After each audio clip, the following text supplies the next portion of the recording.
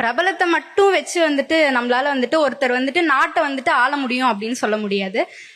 First வந்துட்டு ஒரு ஒரு நாட்டுக்கு வந்துட்டு தலைவரா இருக்கணும்னா அவங்க வந்துட்டு நம்ம ஆஸ் யூஷுவல் சொல்றதா கரப்ஷன்ல இருக்கக்கூடாது.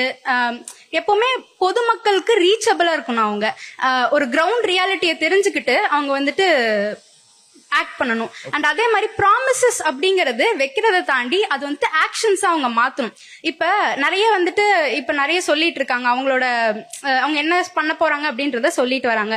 சோ ஃபர்ஸ்ட் வந்துட்டு அது வந்துட்டு ஃபீஸிபிளான்றத பாக்குறதுக்கு முன்னாடி அது முதல்ல உண்மையாலுமே நம்ம நாட்டுக்கு தேவையா, நம்ம அந்த தேவையில இருக்கமா அப்படிங்கறத தெரிஞ்சுக்கணும். நான் அதை இலவசமா பண்றேன், இதை கொடுக்குறேன், அதை கொடுக்குறேன்றதை தாண்டி அது உண்மையாலுமே இப்ப தேவையில இருக்கா. ஏன்னா நமக்கு இன்னும் நிறைய விஷயங்களை பின்தங்கி இருக்கும். அதுல முன்னேற்றத்தை நம்ம காமிக்கணும்.